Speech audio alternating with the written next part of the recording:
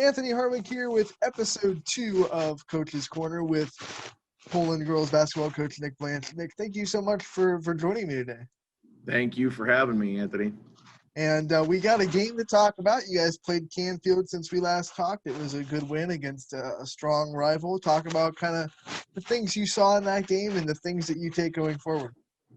Adjustments as the game went on. I thought we did a nice job, both the players and the staff making adjustments. Of course, you know, the elephant in the room is Jackie. I mean, she got in the zone and had a game. I mean, I knew it was there for her, and, you know, and she finally relaxed and let the game come to her a little bit and had her best game of the year. Finished with 25, had 6 3-pointers, had 4 of them, I believe, in the third quarter. You know, we've been getting her to looks, and finally just relaxed and had some confidence in herself and got in the zone. And that's what she's capable of doing. But defensively, we made the plays we needed to down the stretch, got the key box outs, the things that won't make the stat line, you know, or the paper headlines, so to speak, but very important down the stretch. So I'm very proud of the girls. We continue to progress. And I'm just hopeful for the next game to happen. You know what I mean? Just one game at a time, and can't get too far ahead this year.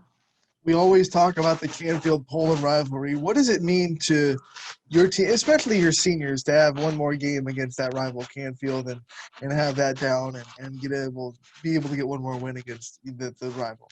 Oh, it's very important. I mean, that's one of their favorite games they look forward to.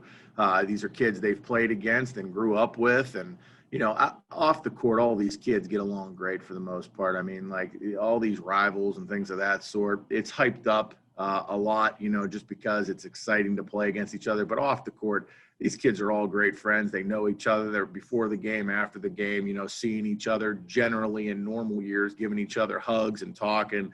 Not allowed to do those things this year, but a lot of back and forth in a positive way. So they're friends, and it's just something for them to increase their memory banks with and have great memories from their high school years with. So I'm very grateful to be able to have this opportunity for all the kids on both teams.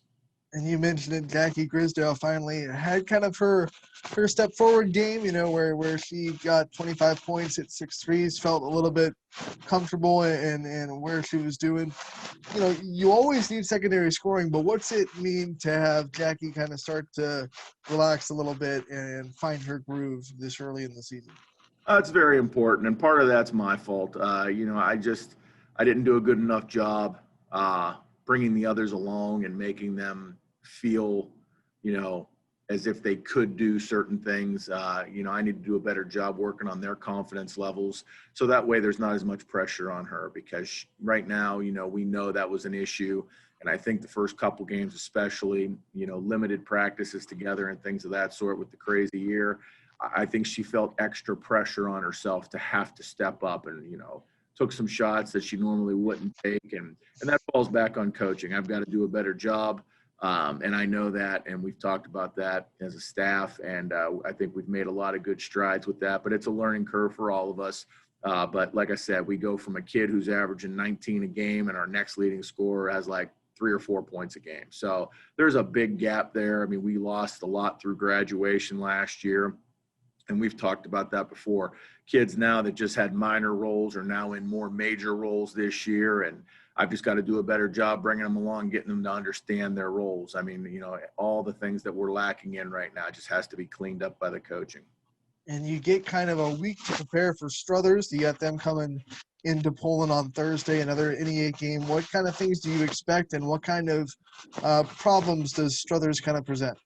Struthers is very aggressive. You know, they'll come at you. I don't ever care what their record is. It's another rivalry game. These kids are all friends, you know, but on the court, obviously, we're going to get after each other. It's a fun game. I mean, last year they gave us everything we wanted and then some in the tournament game we played. You know, like I said, it's going to be a great game. I look forward to it, and I just hope that our girls are ready and step up. I'm sure they will be, and it's just going to be a fun game. And as long as we get it to play, you know, and we get that game in, that's just another positive for us to take from this season. Again, we're not getting too far ahead, because everything could change later today, the day of the game. We never know what's going to happen. So, again, just grateful for the opportunity to take the floor and give these girls another chance to play and make some memories. we talk about Struthers every year. We talk about how physical they are, how relentless they are. For a team with not a lot of varsity experience, do you think it's going to be good to see a team that no matter what the score is, they're going to be physical with them, they're going to pound them, they're going to be aggressive and relentless with their attacking, so they can kind of understand what it's like to play a team like that going forward? The more we can get in, the better it is for everybody. It's good for our seniors because they're getting something out of their senior year. And it's good for the coaches because it takes stress off of us because we feel so bad for these kids from all schools, not just our school. But for the younger kids coming back, they have to understand what it's like to play varsity basketball. And for those kids that are playing JV basketball, the jump from 8th grade or freshman hoops to playing JV basketball, there's a level of difference in competition there. I mean, we have to be able to adjust to that. So the more we can get in, the more film we have for them to reflect on, the better it's going to be for everybody and strengthen our program going forward. So, I mean, keep in mind always that there's still programs that have not taken the floor yet, unfortunately. And I feel bad for those kids, and those coaches. I mean, they've put a lot of time in, and they're seniors on those programs too. So this isn't just about Poland this year. This is just about basketball in general, wrestling, all the winter sports. I want these kids to have an opportunity, but be able to do so safely. But, anything anybody can get this year is going to make their programs that much further ahead going into next year. And every time we scout Struthers, you got to talk about Emma Alaya. Your buddy Coach Fishel calls her one of the big three of the NE8. It's the last year you have to scout her and try to defend her. What over the years has made her kind of so hard to defend for you guys and everyone else that Struthers plays? It's simple. It's her work ethic and her drive. I mean, she's good, but it's not by a mistake. It's not a fluke. The kid puts in so much time, and I respect that. She wants to be good at her craft. She wants to play at the next level, and she works like it. I mean, she's constantly doing things to improve her game. And this off season, we were in quarantine, obviously, and we couldn't have our full off season. But the players that want to be good and excel, they continue to work. And she was one of the leaders in that pack. I mean, just continuously working and doing things on her own to make herself better. And I have nothing but respect for Emma. And I know that she's going to have a great career this year, as much as she's allowed to play. And I expect to see great things from her wherever she ends up in college. And they're going to be lucky to have her because she's a great kid, but she also has a heck of a work ethic and a drive to be great. So I wish her all the best, and I expect a very good challenge from her when we see her on Thursday. All right, Coach, we talked about your seniors. We talked about your freshmen a little bit last week. Talk about some of your juniors and sophomores that, as you said, are kind of stepping up in roles and some of the players you kind of expect a lot from this season.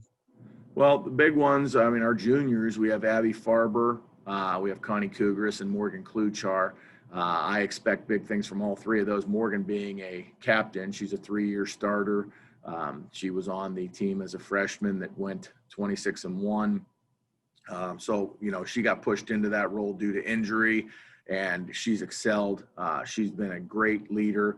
Connie and Abby have been great for us. They work and give us everything they can. And again, their numbers aren't going to jump out on the paper like, wow, but it's just their work ethic. It's the things they do, the box outs they do, their attitude, the way they are as teammates. I can't say enough about those three as far as juniors go. And that's the only juniors we have. We have those three, and every one of them are major contributors to our program in some way, shape, or form. But like I said, it's not all the highlight, big points and all those things. That's not their role on the team. Their role is to do the little things and just play hard and defensively, get us into some traps and steals and things of that sort, and they do a great job. As far as the sophomores go, there's several of them. I know that Ariana Daniels is a big one. We expect a lot from her, and she is getting better by the day. I mean, she had a good freshman campaign for us. And going forward, I'm very excited to see what she brings to the table. She's going to be a contributor this year as much as we're allowed to play. Katie McDonald, our big 6'3" girl, getting better and better by the day. Strong work ethic, been putting in time after practice, before practice, and just has a good positive attitude. And I'm very proud of what she's been doing as well. You're going to hear from her by the time she graduates more and more. I'm really excited about her. And you can't coach 6'3". That's the best part of her. I mean, you can't coach that. But trying to think off the top of my head here. Other sophomores. I mean, Ava Nicoludis, she's another sophomore, very much like Ariana Daniels. She's never going to have the role this year as far as big-time scorer or anything, but she's a hustler. She gets after it. She'll look to score. I mean, she's also a nasty defender. I mean, she'll get up after anybody in our program, which I love about her, the fight, the grit inside her. So I look forward to big things from her. And then Sarah Forsyth, she's another girl. She's much like Kaylin Brown at times. It was funny, she picked Kaylin's number this year, but she has that explosiveness to her. The harder she works, though, the better she'll be.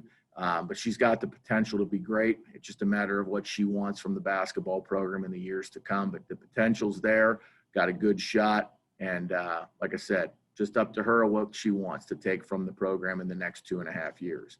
But I'm pleased with what we have, and everybody brings something to the table, just as long as they're working hard. And so far, we've been fortunate with that in this program.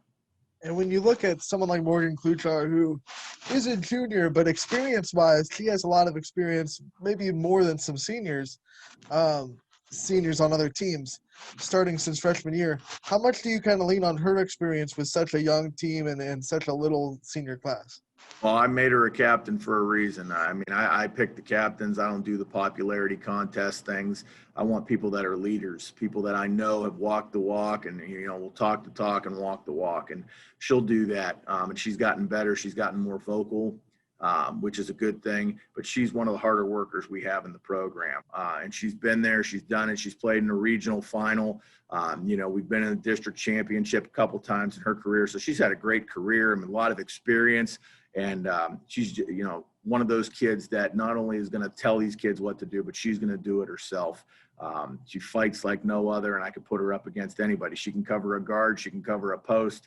She's very versatile, and we're lucky to have her. So I have great respect for Morgan. I appreciate everything she's done for the program. And we'll keep diving into your roster as weeks go on. Another player I want to talk about today, though, is this Abby Farmer, because I think I've been following you guys for a while. This is our third season of Coach's Corner. The growth and the work ethic that girl has put in, and I think I've seen more growth from her from the first year that I did Coach's Corner with you guys to now than almost anyone else on your roster. So talk about just what you've seen from her over the years and how proud you are to see her get to this spot. Well, I'm extremely very proud of what she's done. But the thing is, again, it goes back to work ethic. How good do you really want to be? And Abby's a kid at the end of last season, wasn't happy with the way her season went. And we talked about it in the exit interview. These are things you need to work on. And some kids take that and they listen and they try their best. And some kids listen to it, shrug their shoulders and say, whatever. Abby spent an incredible amount of time working on her game, working on her physique, working on her physical attributes, and she is a lot quicker this year. I mean, her speed is second to none. She fills in our role, in our opinion, of Brooke Bobby. Brooke Bobby was not somebody who was going to light up the headlines with points, but she lit up the headlines on, defensive pressure. We could always put her on the other team's best player, and we knew what we were going to get. Abby's much like that. She's going to take on the point guard. Not many people are going to go blowing by her. You may get her once, but you're not going to get her twice. And she'll get in there. She's been our leading rebounder in more than one game already this year. I mean, she'll crash the board. She has no fear.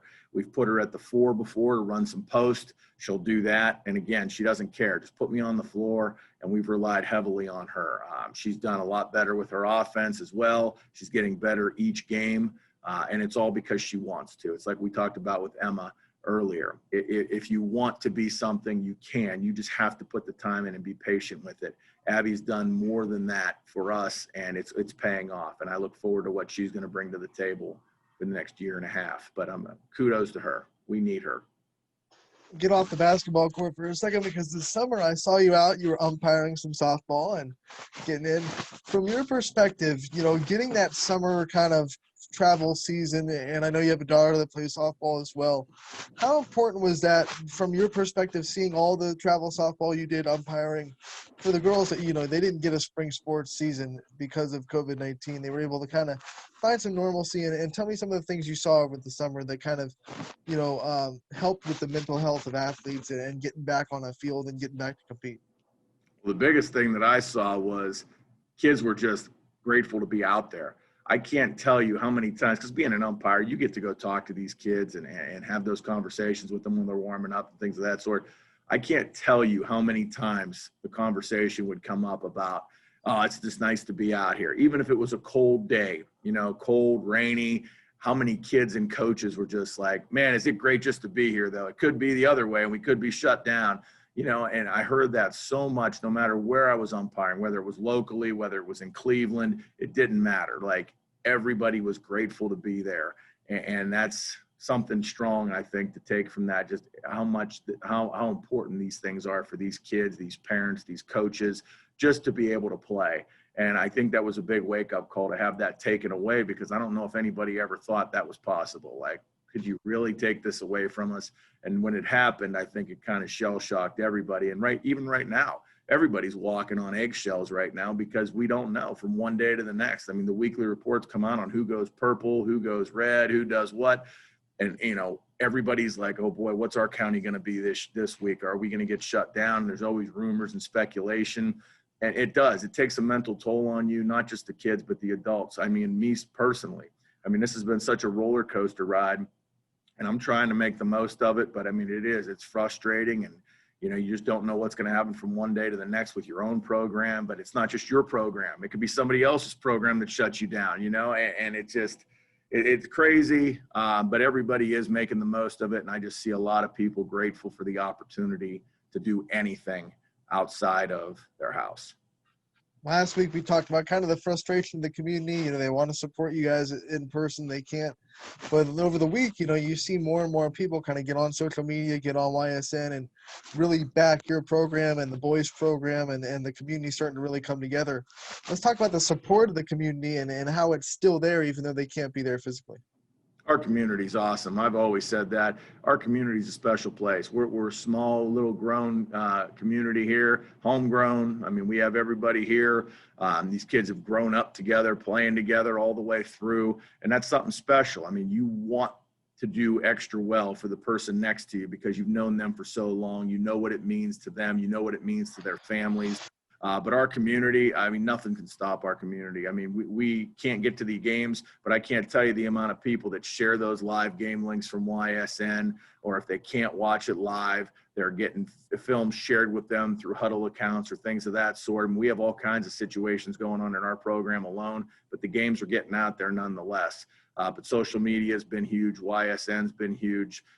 And everybody's doing their part just to stay in loop with it, and they're reaching out to these kids. We have community members that are sending messages to these girls' parents or these kids. If they have contact with them, they'll shoot them a text or something. Hey, great job, watched you play. And we've had those conversations with some of the kids in our program too. And it's just kind of neat how we have every excuse in the world to just kind of put it to the side and say, I can't get to anything this year, but people are still making the most of it and taking advantage of the resources we have, and they're finding a way to support their community from home.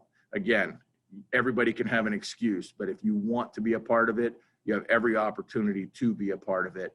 And the people that really want it are doing that. And we're fortunate to have a lot of those people here in Poland. And you and your program, you preach family all the time. How has this season and the things that you've had to go through this season kind of brought you guys together closer? It's just like a normal house. I'll be honest with you. There's highs and there's lows, and we love each other. We're frustrated at times with the way this is going, and we kind of take that out on one another at times. But at the end of the day, we're all there for one another. We're trying to make it special, especially for our three seniors. We never lose focus of that. Everyone else can have that next shot next year, but those three do not have that shot, and Lizzie, Ella, and Jackie. And that's very important that we never lose track of that. Every day we get is a day that they get to enjoy their senior season. So we never take that for granted, and we're hoping all the schools get a chance to do that for their seniors. But it has definitely brought us together closer, a lot more practice time. It's nice that we're kind of in a groove right now, knock on wood, about having everybody at practice. So that makes things a little bit easier because you're not always trying to play catch up or put people in positions they don't play to cover someone who's not there. But nonetheless, we've made the most of it. The girls have had good attitudes, good work ethics, and I'm just proud of them, and I'm grateful for every day we get. So we just keep on trucking and go one day at a time. I think next week we'll kind of highlight your coaching staff, but right now just talk about what it means to have them, especially in this season. And a great coach is nothing without a support system. So you just talk about what it means to you to have the great assistants that you do. Well, when I was a new coach, Coach Pavlansky from Canfield was the head coach at the time. And one of the things that he told me, and I always take tidbits from every coach and try to build it up to this day. I'm always trying to learn something.